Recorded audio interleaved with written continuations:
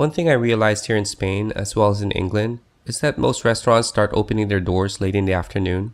Like for example tapas bars, which by the way we had last night and brought it back here. You see, I'll be amazed if you find a tapas bar open at 8 or 9 in the morning. Well, what I'm saying is a little difficult finding a place that serves a big hearty meal around here during that time. But instead, you'll see a lot of shops and restaurants selling all kinds of pastries and sweets for breakfast. So knowing that, we're going to try one of Spain's traditional breakfasts, churros with hot chocolate. And I know exactly the best cafe that serves them. But first we had to pass by this place. It's called Puerta del Sol. We accidentally came here yesterday, but like I said on my last video, since we'll be here today, I'll tell you what this place is about. Puerta del Sol or Sun Gate is the most famous square in Madrid and probably the busiest place in the city. There are several well-known landmarks here, such as this one. This is a statue of a bear and a strawberry tree. It basically represents a coat and arms of Madrid, and it's the main symbol of the city. In the middle of the square, aside from the metro station, you see this fountain, and behind it across the street is the royal house of the post office, which by the way currently serves as the office of the president of the community of Madrid. And just in front of the building is a statue and monument of King Charles III of Spain, mounted on a horse. Puerta del Sol, or Gate of the Sun, started out as one of the gates surrounding Madrid in the 15th century. This square is the center or the starting point of 6 national roads and the most common meeting point of the city. I've also read that they broadcast the New Year's celebrations here since 1962. As we were heading to get our churros, we spotted this cafe here at the square and found out that this cafe is famous for making traditional Madrid pastries dating back to 1894. And since we're here, we just had to try it. They even have empanada in this pastries.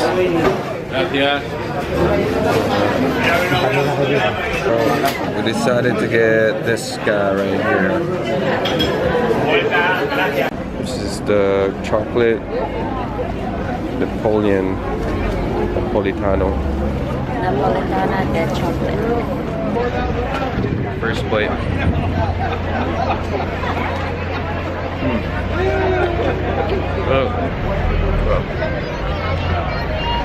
It's really good. I don't know if you can see it. There's like a lot of creamy chocolate in there. It's not too sweet, but it's actually good. The crust is crunchy, yeah, and it has some like, I don't know what that is, like sugary powder. Yeah. It's not too sweet, it's just perfect. Although this pastry was really good, and that's coming from a guy who's really not into sweets, I had only one thing in my mind, is the churros. The churros is right there, and the church is right here. This is the church of San Ginés. It's one of the oldest churches here in Madrid, which was said to have been established in the 9th century and was rebuilt in 1645. You know, even with its rich history and paintings from famous Spanish artists inside this church, it still wasn't enough to distract me from getting that churro. And we're gonna go in there. There's a line. This cafe, as you can see, is very famous here in Madrid. It's very close to the square of Puerta del Sol. Although they also serve coffee and cake, they're mainly known to serve hot chocolate and churros. And they've also been doing that since 1894. I wasn't sure what to expect coming here, but seeing all these people, I'm pretty sure it's going to be busy and difficult trying to get our orders in. I was hoping that ordering here is straightforward as saying churros and hot chocolate please. Well, as it turns out, they didn't have menus or even menus posted on the walls. It seems like they expected you to know what you wanted to order when you get here. What makes it difficult is that they hardly speak English here, and my Spanish is not that good. So all I said while ordering was churros, chocolate, and café leche. And everything else they asked me, I just responded with C. This is amazing. It's only $5.90 for churro. We're gonna get 6 churros. I don't know if the big ones, if those are the big ones. It could be the small ones, but it doesn't really matter. We just kind of just want to taste it anyway. That's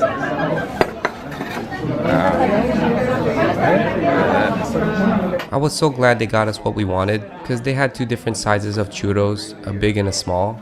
These right here are the small ones, and I can still remember the freshly cooked smell these churros had. It's amazing.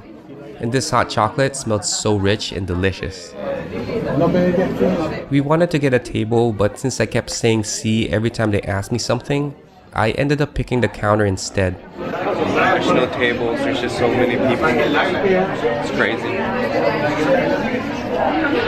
But here's the food. Oh man, look at this. It feels pretty freshly made. Dip it in the... Oh. Man.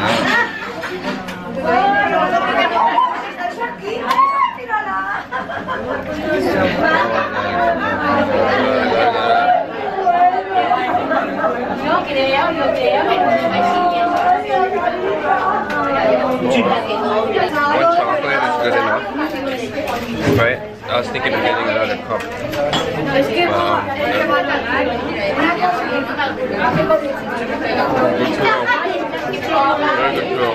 The churro was crispy, fresh. It pretty much melted in my mouth, but the chocolate made the whole thing. This is the first time I've had churros with hot chocolate, and it's something I think everyone should try. It's really, really good. She has like milk coffee. Here's another one.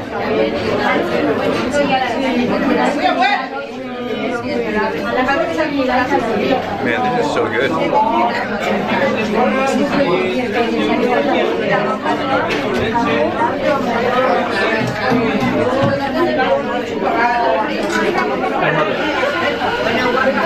It looks really rich, the chocolate, but it's not sweet. I'm expecting it to be really super sweet, but it's really rich though. It's not like a dark chocolate taste where it's kind of bitter. It looks really and tastes really, really good.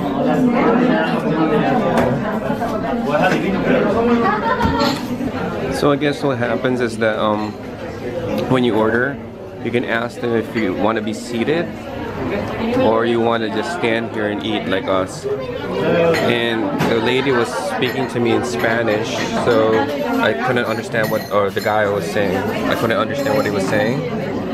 And I just said "sí" to everything that he was saying. And we ended up here standing. We actually wanted to be seated, but it's okay. It's quite an experience. After we finished off this amazing plate of chocolate churros, we made our way to this place called Plaza de Oriente, which is located right in front of the Royal Palace. This plaza was commissioned by King Joseph I and was built in 1844. It's a rectangular plaza lined up with sculptures of Spanish monarchs, and most noticeable of them all is the statue of King Philip IV on a horse, which sits at the center of this plaza. The only problem is that I wasn't sure if we were at the right place. I was expecting a big plaza with shops and restaurants, and this plaza is more like a garden. If not, well, the GPS says the plaza is right here. Could be. Because there's a lot of people taking pictures of that right here.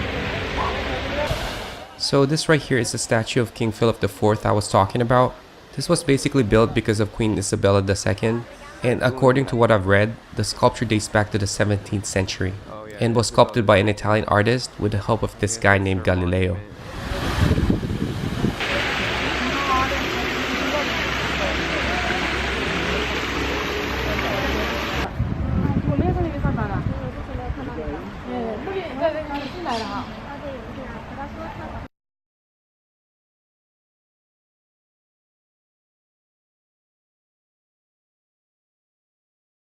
I'm not sure what it is, but this monument caught our attention. It's a monument or a statue of Luis Noval Ferrao. He was a Spanish soldier who died in battle and was known for his heroic patriotism and sacrifice as he was held captive and forced to trap a Spanish camp. We should touch you. The Plaza de Oriente is not that big. You see, if you don't know anything about this place, you can easily miss this, especially seeing that view of the Royal Palace of Madrid in the background. Since we've already seen the palace yesterday, we walked towards this restaurant called Taberna La Bola to have lunch. This restaurant was established in 1870 and is operated by the same family that started it. It's famous for being one of the most traditional and authentic restaurants in Madrid. We're gonna try and have lunch here. I don't know what they serve, but let's go check it out.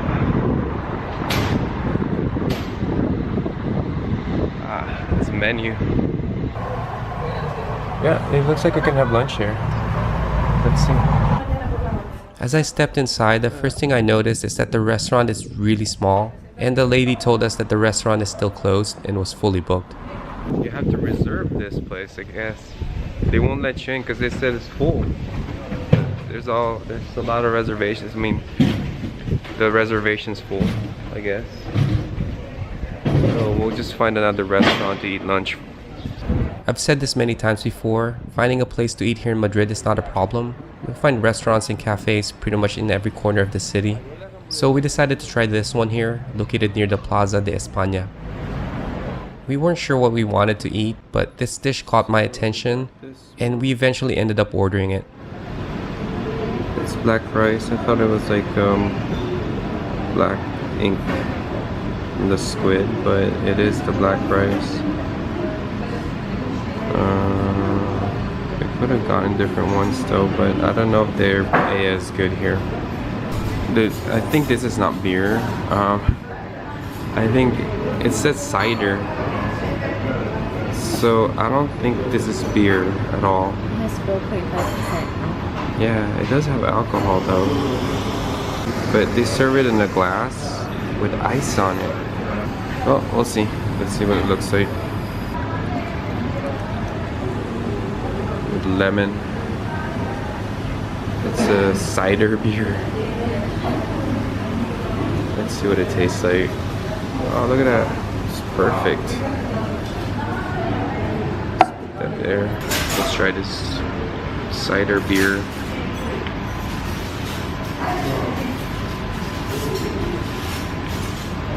It is cider. It's not beer. It's like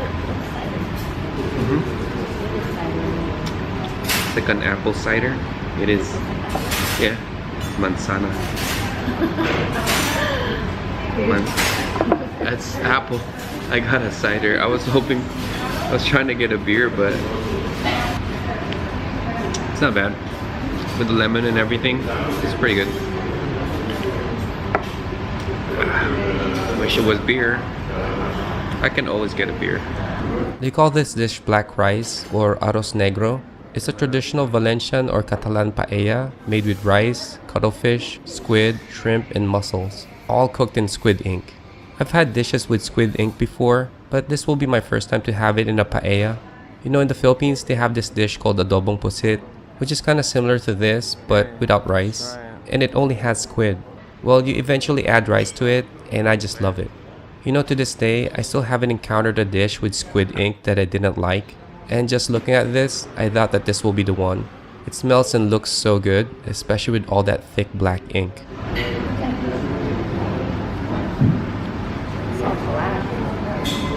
What are you doing?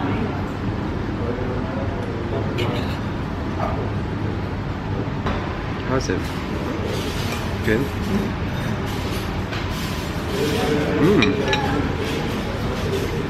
Pretty good. Pretty tasty. There's some lemon on it.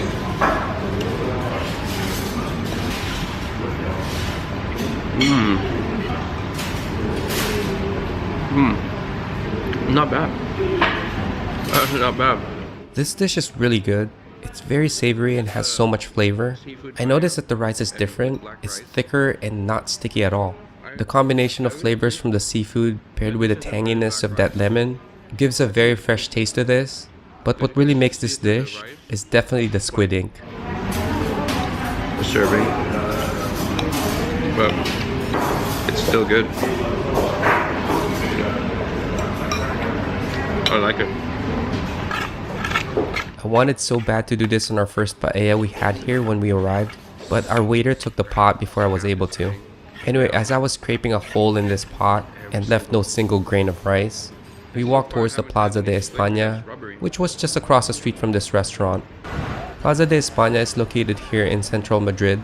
This plaza is popular with tourists because it's surrounded with well-known monuments and the tallest buildings in Madrid, such as the Torre de Madrid and the Edificio España. It's also very close to a few major landmarks as well. So right in the middle of the plaza, you'll see this monument. It's the monument of Miguel Cervantes. He was a very famous Spanish writer. Look up the novel Don Quixote. Yeah, he wrote it. This is actually the backside of the monument. I'll go around this later, but first I decided to check out that fountain over there in front of the Edificio España building. This is the fountain of the birth of water. You know, I'm not sure if that's the actual name of this thing. It took me a while to find this on the internet, and after all that research, I couldn't find anything about this. I thought it was a famous fountain, that's why I took a closer look at it, but I guess it's just one of those fountains that you'll find here at the plaza.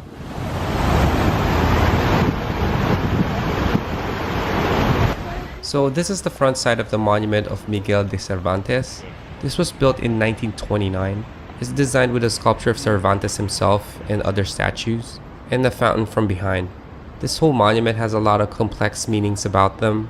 And right in front of the monument is this shallow pond, which probably represents something as well. But the most prominent sculptures of them all are these bronze statues of Don Quixote and Sancho Panza. Statue. Right behind this thing.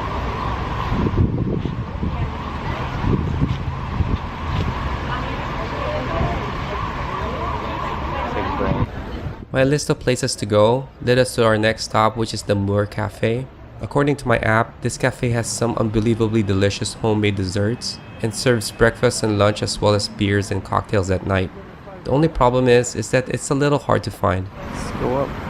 We didn't plan to come here because we were still full. But since it's along the way to our next destination, we figured to check it out anyway.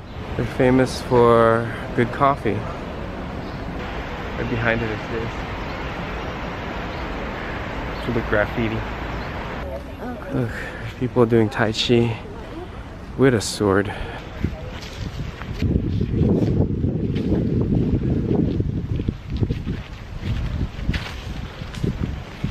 The guy has an umbrella.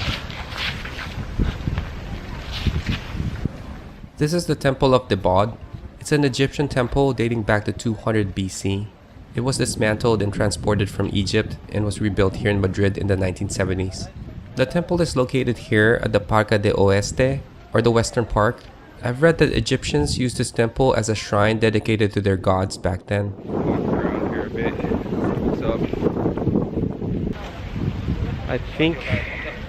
I don't know if I can go there, right? I don't know if I can go there. So we can go straight over there.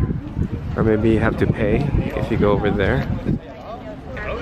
I'm not sure if we should pay or it's free, but I'm still gonna try and go there. Yeah. There's a security guard right there though. Okay, so it is closed. You can't get in. Right there. Closed. Cerrado. The temple is actually free to the public, but during this time it was closed for some reason. Right? It's like a small temple. There's a tour going on over there of like the farmland over there in Madrid. We're gonna go check it out.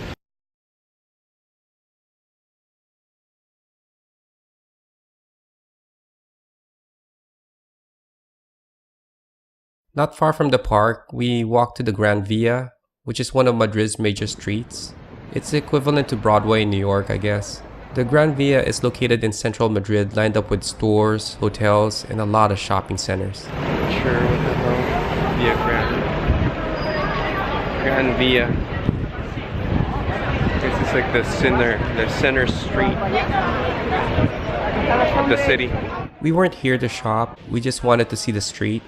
Well, we had no choice because we needed to cross it to get to the next place on our list.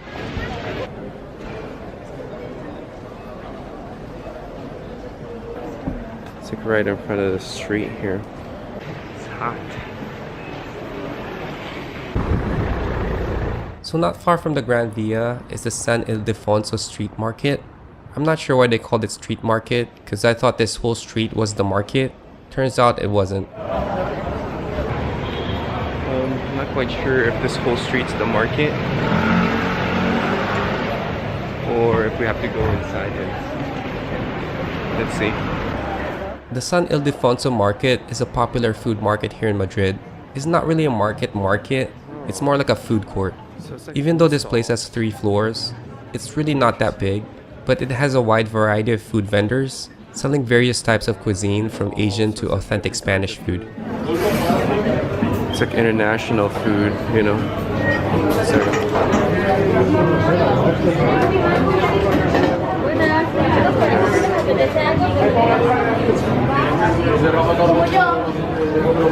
Let's go up.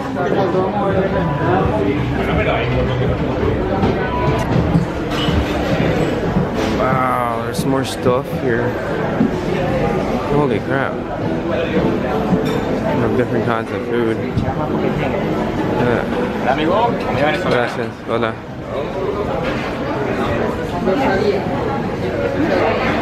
Just gonna go around here. Hola. Oh, look. Pork rinds. They have burgers. Hola.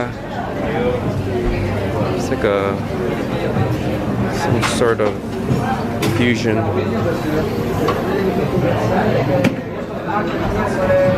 Paella. Like I said, this place is not that big, but we still found it hard to choose what to eat.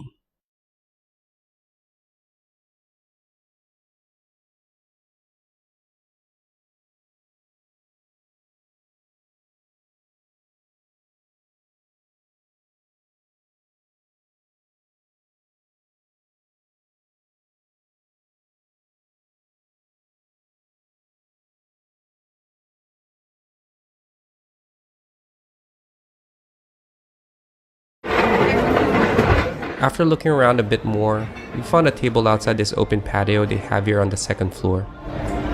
Got a Caesar salad, grilled chicken.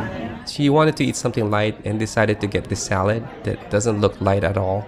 It does look good though. And I decided to get this breakfast looking dish. I'm not sure what it's called, but if I remember correctly, this was about $10 and the salad was like $8. We also had beer and a glass of sangria. It's potatoes, ham, mushrooms, and some eggs. It could be like a breakfast meal. Yeah. Oh, look at the egg. Oh my gosh.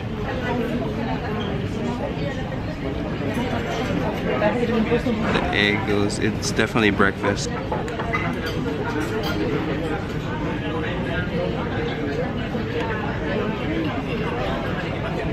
Let's try it. Oh man. Oh man, this is good. This is like a good breakfast meal. And it looks really easy to make. It actually makes me wonder why I never thought of making something like this. Although the bread seems unnecessary because of the potatoes, I would have preferred some grilled tomatoes instead.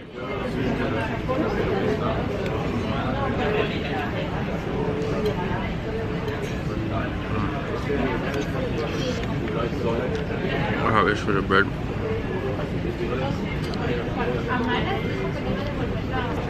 How clear is that?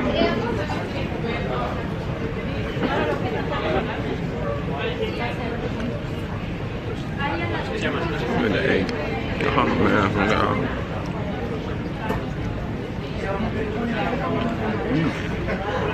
the smaller sugar, it's perfect. They have like bits of chicken in there. How does it taste like? Salad. Yeah, nothing special. Let me try the salad.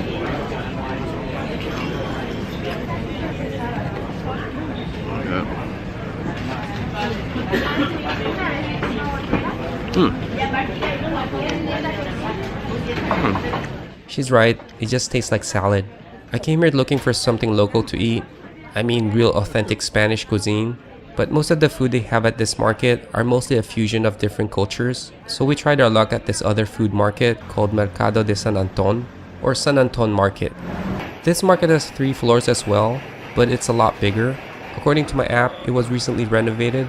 The first floor dedicated to perishable foods like fruits, cured meat, and vegetables.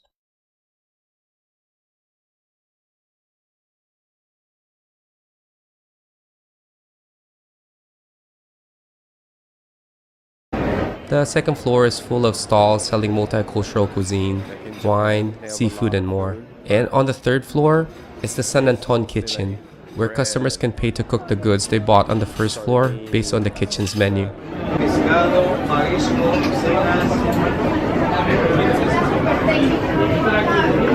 We ended up not eating anything here, because the more we scanned the food here, the more we felt full from our meal at the last market. So we're just gonna go and walk around the city for a bit. As we walked around the Gran Via, passing iconic buildings like this, the Metropolis building, which I looked up is just an office building, but it's one of Madrid's known landmarks, we decided to go see a bullfight at the Las Ventas Bullring. We figured since it's still early and the bullfight hasn't started yet, we might as well go. So going to the bullring, we've had to pass through this plaza. This is called Plaza de Cibeles. They have so many iconic landmarks here to see, but we'll come back and see it tomorrow, so I'll just have to show you more about this plaza on the next video. We just needed to pass through this plaza for now. So we're gonna go for the metro right now. Let's see what happens. We decided to just walk for now. And just take the metro on our way back. We like to walk anyway. That's where we're going to the bull.